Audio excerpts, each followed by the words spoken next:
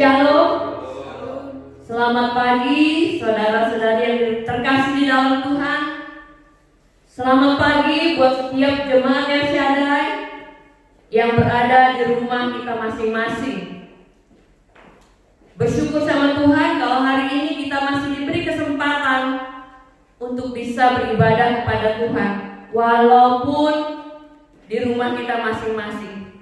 Pagi hari ini firman Tuhan yang akan saya sampaikan temanya iman yang menerobos tantangan. Banyak orang di dalam kehidupan ini ingin mengalami terobosan demi terobosan di dalam hidupnya, tetapi banyak yang tidak dapat mengalaminya. Kenapa?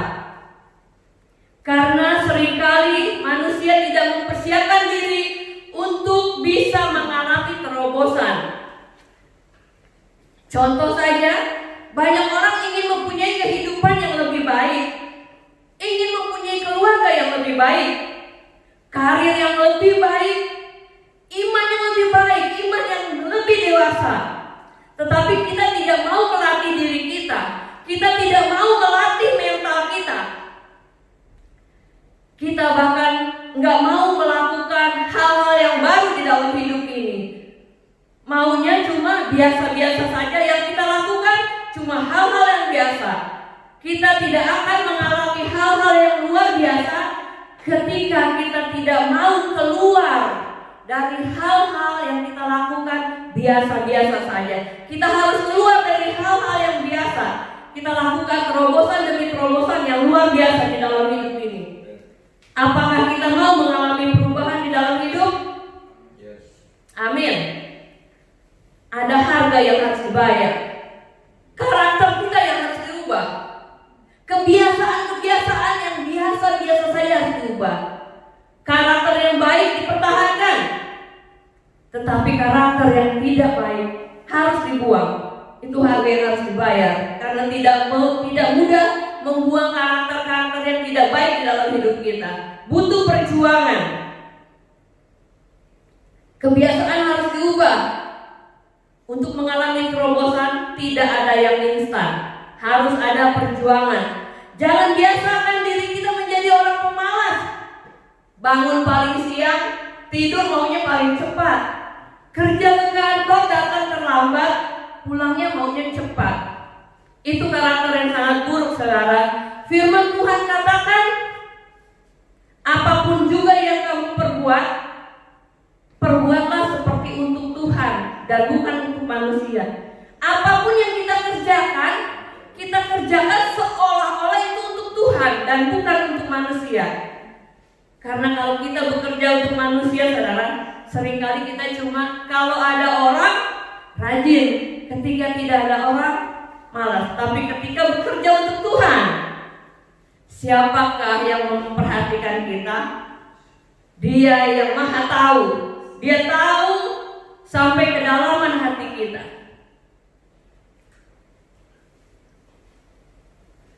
Mari kita belajar dari kisah seorang wanita yang pendarahan 12 tahun. Diambil dari Markus 5 ayat 25 sampai 29, demikian firman Tuhan. Adalah di situ seorang perempuan yang sudah 12 tahun lamanya menderita pendarahan. Ia telah berulang-ulang diobati oleh berbagai tabib, sehingga telah dihabiskannya semua yang ada padanya.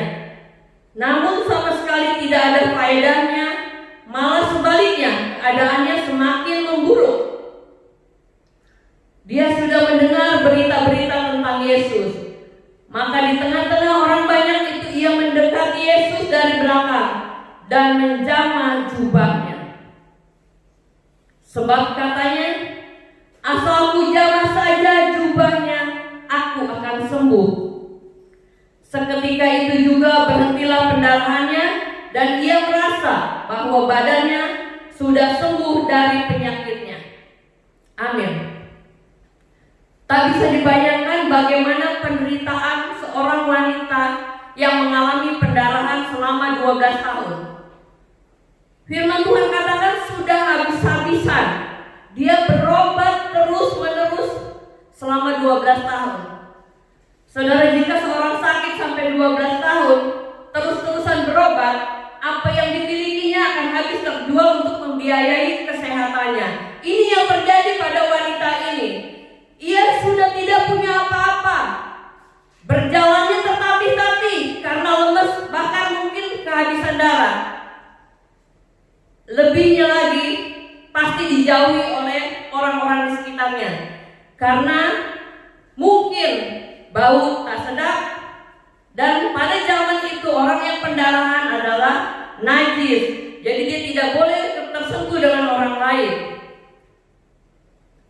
Kalau dia sudah berkeluarga, saudara, dia tidak akan bisa lagi melayani suaminya.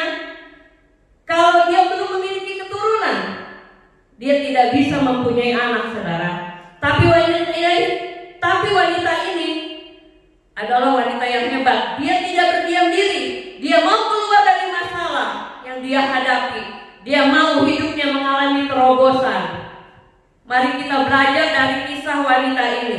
Bagaimana caranya kita dapat mengalami terobosan. Di sini saya mencatat ada 3 hal penting untuk mengalami terobosan di dalam hidup ini. Pertama, miliki pikiran yang fokus pada iman. Kedua, miliki perkataan iman. Yang ketiga, miliki tindakan iman. Kitab Ibrani 11 ayat 1 katakan demikian. Iman adalah dasar dari segala sesuatu yang kita harapkan dan bukti dari segala sesuatu yang tidak kita lihat. Ayat 6, tetapi tanpa iman tidak mungkin orang berkenan kepada Allah. Sebab barang siapa berpaling kepada Allah, ia harus percaya bahwa Allah ada, dan bahwa Allah memberi upah kepada orang yang sungguh-sungguh mencari Dia. Kita mau bahas dari yang pertama, miliki pikiran yang fokus pada iman.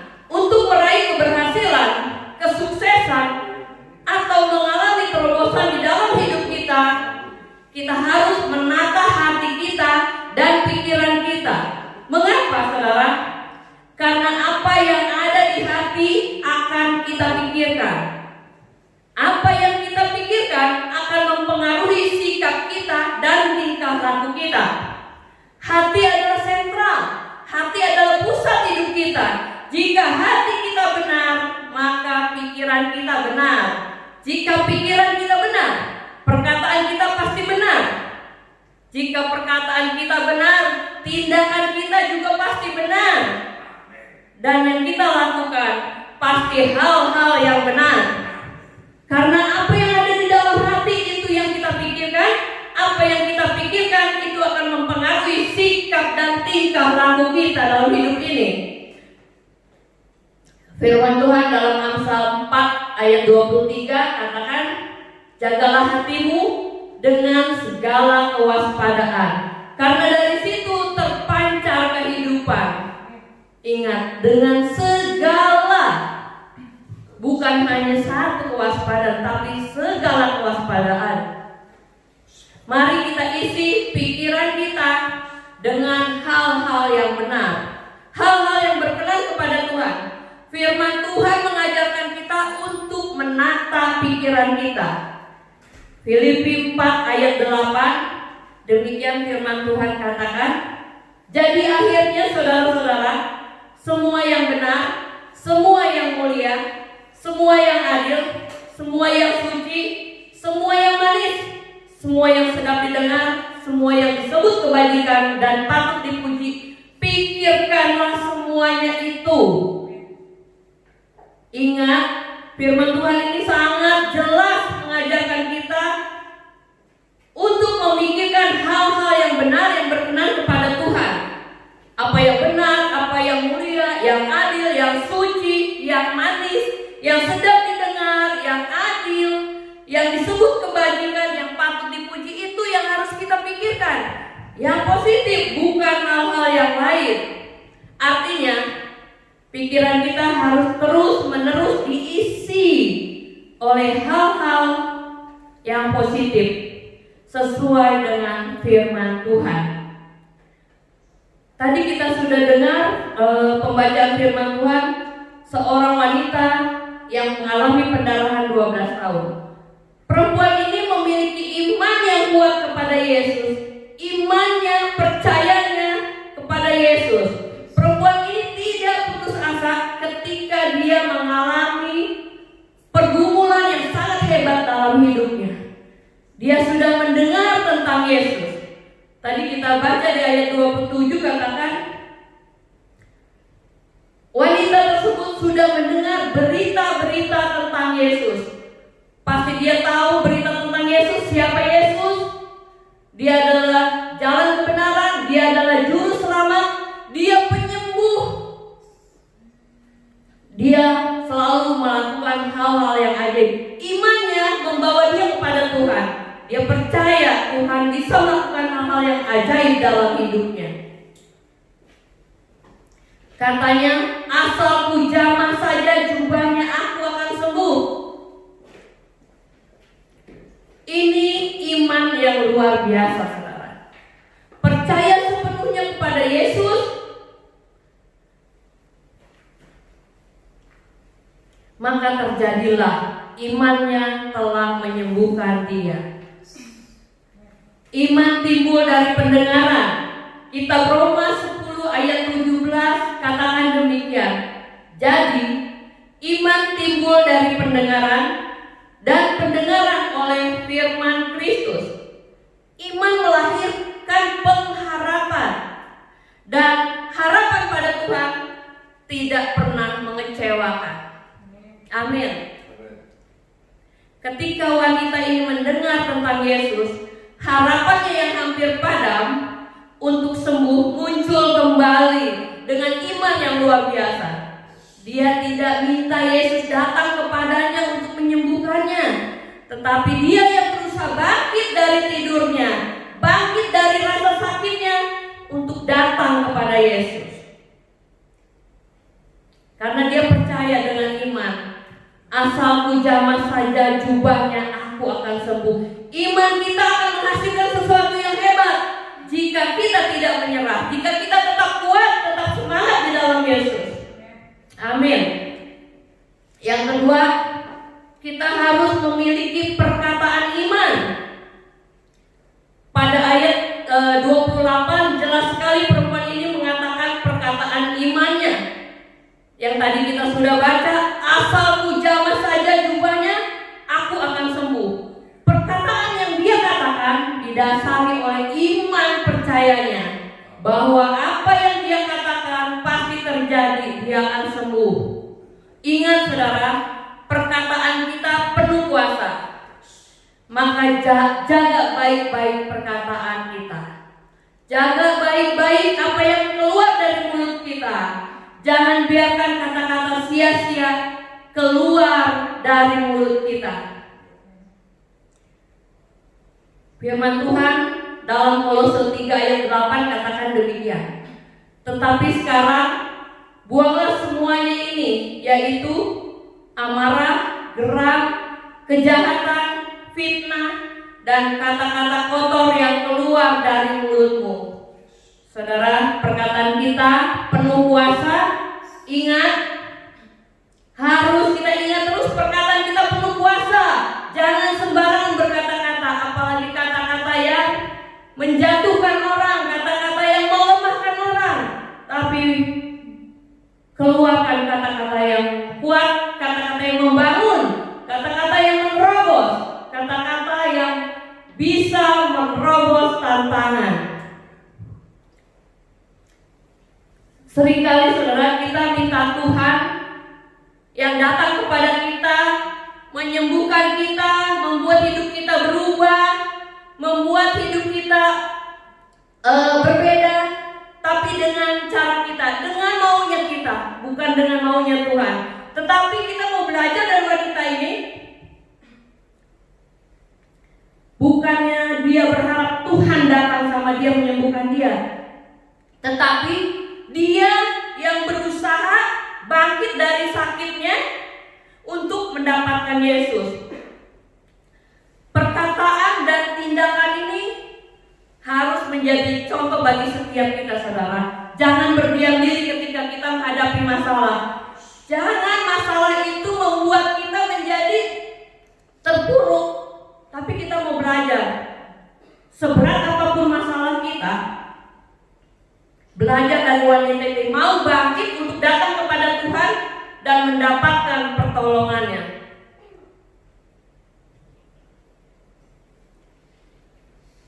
Saudara, bisa Anda bayangkan jika kita berada di posisi wanita ini, sudah tidak punya apa-apa karena sudah habis-habisan untuk berobat, mungkin untuk makan pun sudah susah, berjalan tertatih-tatih karena lemes, karena kehabisan darah, dijauhi oleh orang-orang, mungkin keluarga pun menjauhi, saudara, karena najis, gak boleh bersentuhan. Jangankan pendarahan 12 tahun, saudara, mungkin 10 hari atau 1 bulan, orang merasa sudah tidak sanggup, sudah tidak berdaya. Tetapi kita mau lihat 12 tahun tidak mustahil bagi Tuhan. Mungkin menurut manusia itu mustahil untuk sembuh, tapi bagi Tuhan tidak ada yang mustahil.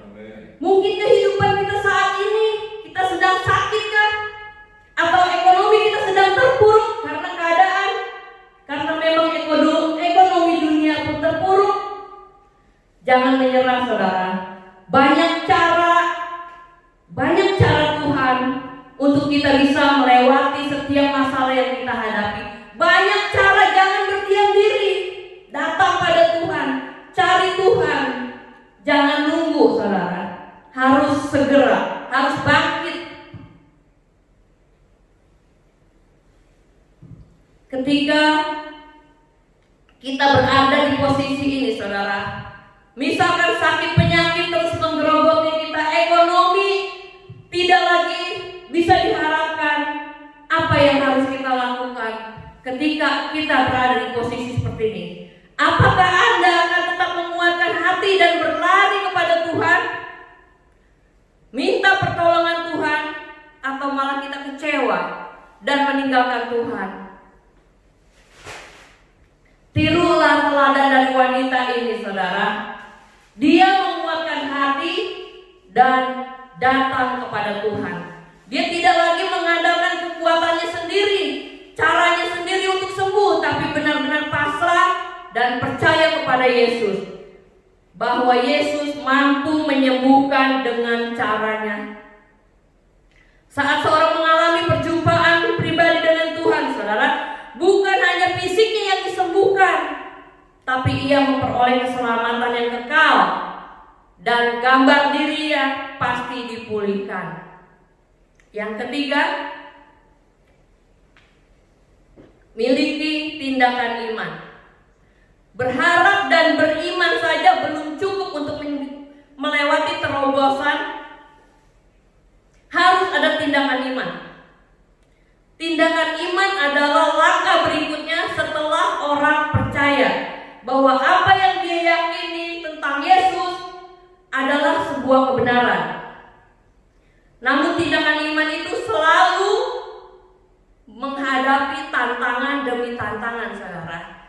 Di sini saya mencatat ada 2 tantangan yang harus dilewati oleh wanita tersebut. Yang pertama, saudara, tantangan yang muncul dari dalam dirinya. Dia merasa dirinya lemah, dirinya tidak bisa berbuat apa-apa, dirinya najis. Ini yang melemahkannya. Begitu juga dalam hidup kita, saudara. Ketika kita terpuruk, seringkali diri kita lah yang membuat keadaan terpuruk.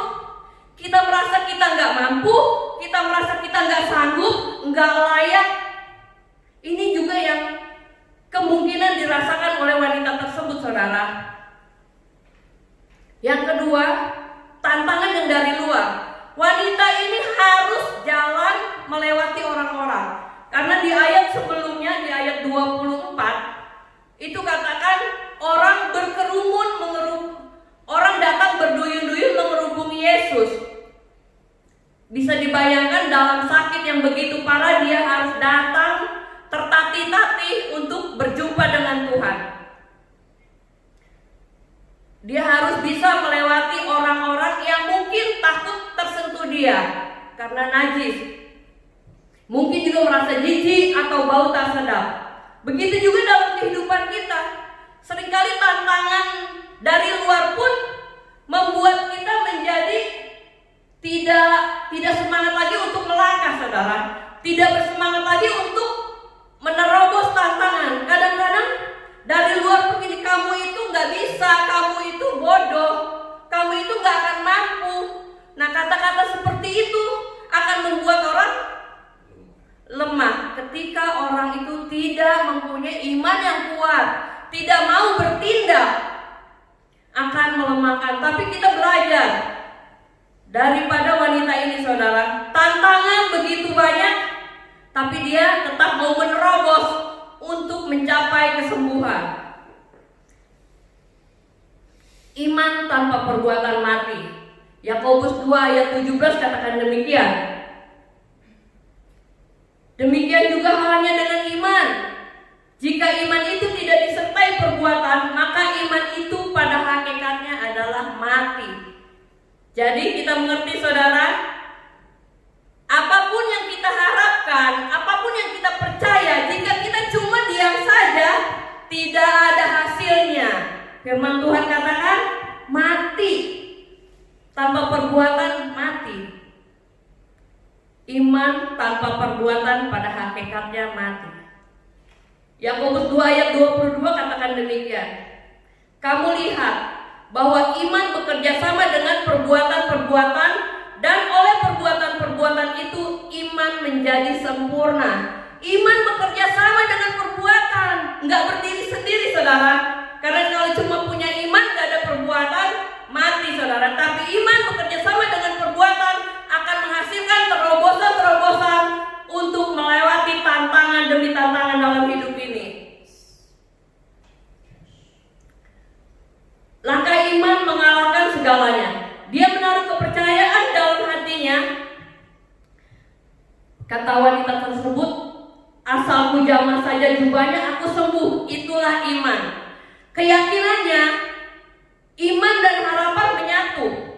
Keyakinan, iman dan pengharapan menyatu menjadi suatu dorongan yang kuat, sehingga kalaupun wanita itu jatuh, waktu dia mau berjumpa dengan Yesus, dia akan bangkit lagi. Dia terseok-seok, dia akan menguatkan hati. Bahkan dia bersedia merangkak demi menjamah jubahnya Tuhan. Dia begitu luar biasa, saudara. Bayangkan sakit 12 tahun, tidak bisa berbuat apa-apa, berusaha datang kepada Tuhan, melewati kerumunan orang yang begitu banyak. Terseok-seok mungkin aja merangkak untuk mencapai terobosan tersebut. Mari kita belajar, saudara, jangan cuma berdiam diri. Untuk mencapai iman yang menerobos tantangan, kita harus bangkit. Perjuangan iman yang luar biasa perempuan ini ketika sakit pendarahan bukan hanya memiliki iman yang kuat, iman yang mempengaruhi hati dan pikirannya bahwa ia bisa sembuh karena Yesus. Imannya dinyatakan di dalam setiap tindakannya. Dengan bertindak, maka dia bisa mengalami terobosan, yaitu kesembuhan. Penutup hari ini, saudara, kita bersyukur, kita belajar bagaimana agar kita mengalami terobosan dalam tantangan. Ada 3 hal yang tadi saya sudah bagikan. Yang pertama, miliki pikiran yang fokus pada iman. Artinya bahwa hati dan pikiran kita harus diisi dengan apa yang kita imani atau kita yakini. Tentunya yang sesuai dengan firman Tuhan dan bukan berdasarkan ambisi dan keinginan kita. Yang kedua, miliki perkataan iman. Perkataan kita adalah cermin hati dan pikiran kita. Ketika hati dan pikiran kita dipenuhi dengan iman, maka perkataan yang muncul adalah perkataan iman, perkataan yang menguatkan, perkataan yang membangun. Yang ketiga, miliki tindakan iman. Iman yang sesungguhnya harus dinyatakan melalui tindakan-tindakan kita.